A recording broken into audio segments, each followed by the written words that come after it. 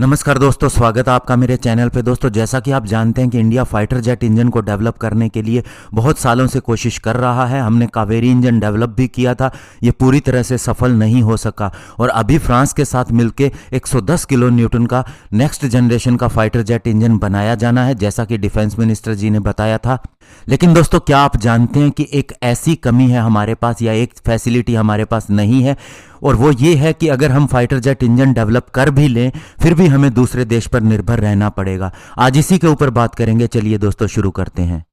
तो दोस्तों, हम बात कर रहे हैं फ्लाइंग टेस्ट बेड की। ये एक एयरक्राफ्ट होता है जिसके ऊपर इंजन को लगाया जाता है। जिस इंजन को टेस्ट करना होता है उसे इसके ऊपर लगाया जाता है और बाकी के इंजन ओरिजिनल इंजन ही रखे जाते हैं ताकि इमरजेंसी के समय में किसी तरह की प्रॉब्लम न हो। और दोस्तों, पास्ट में हमने जब कावेरी इंजन को टेस्ट किया था तो हमने रशिया का मॉडिफाइड IL-76 एयरक्राफ्ट का इस्तेमाल किया था, और अभी भी जो हमारा इंडिजिनस कावेरी ड्राई इंजन है इसे हमने टेस्ट करना है और इसीलिए इसे रशिया भेजा जा रहा है इसी IL-76 टेस्ट बेड के ऊपर टेस्ट करने के लिए। और दोस्तों, शुरू से ही हम रशिया या फिर फ्रांस के ऊपर ही निर्भर रहे हैं क्योंकि हमारे पास फ्लाइंग टेस्ट बेड की फैसिलिटी नहीं है। और GTRE लंबे समय से गवर्नमेंट को ये कहती आ रही है कि हमें ऐसी फैसिलिटी चाहिए, लेकिन अभी तक उसकी सुनवाई नहीं हुई है। और दोस्तों, सबसे बड़ी बात, जब हम दूसरे देश में टेस्ट करने जाते हैं अपने इंजन का, तो एक तो इसके अंदर समय कंज्यूम होता है और इसके अलावा हमें बहुत से पैसे भी देने पड़ते हैं और कई घंटों का काम जो होना होता है वो बहुत ज़्यादा समय ले लेता है।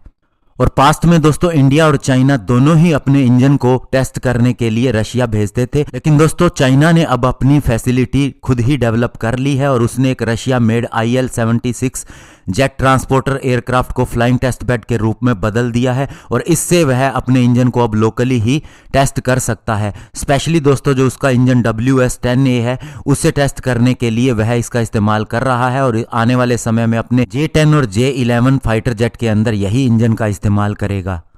और जहां तक दोस्तों GTRE की बात है, उसने दो रिक्वेस्ट की थी गवर्नमेंट को फ्लाइंग टेस्ट बेड के लिए। एक तो उसे मॉडिफाइड IL-76 एयरक्राफ्ट चाहिए था जिसके अंदर एक इंजन को स्वैप किया जा सकता है, और दूसरा उसने MiG-29 को फ्लाइंग टेस्ट बेड के रूप में बदलने के लिए कहा था क्योंकि इसके अंदर दो इंजन होते हैं। एक इंजन ओरिजिनल रखा जा सकता है और दूसरे इंजन की जगह टेस्ट इंजन को लगाया जा सकता है और ज़्यादा फोकस भी उसके ऊपर रखा जा सकता है।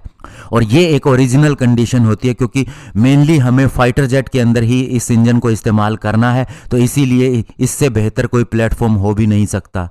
और सबसे बड़ी बात, जिस तरह फाइटर जेट को मैन्यूवर करना होता है, स्पिन करना होता है, टर्न करना होता है, तो डायरेक्टली इस इंजन का इस्तेमाल उसी तरीके से किया जा सकता है जैसा फाइटर जेट के अंदर इसका इस्तेमाल हम करने की इच्छा रखते हैं। और दोस्तों, IL-76 एयरक्राफ्ट को हासिल करना या फिर MiG-29 को, चाहे वह रिटायर हुआ हो, पुराना हो, उसे खरीदना या हमारे ही किसी MiG-29 को ऐसे टेस्ट बेड के रूप में बदलना कोई बड़ा चैलेंज नहीं है, एक छोटी सी बात है। लेकिन इसके ऊपर कभी गवर्नमेंट ने ध्यान ही नहीं दिया और हम 30 साल से इंजन के ऊपर काम कर रहे हैं।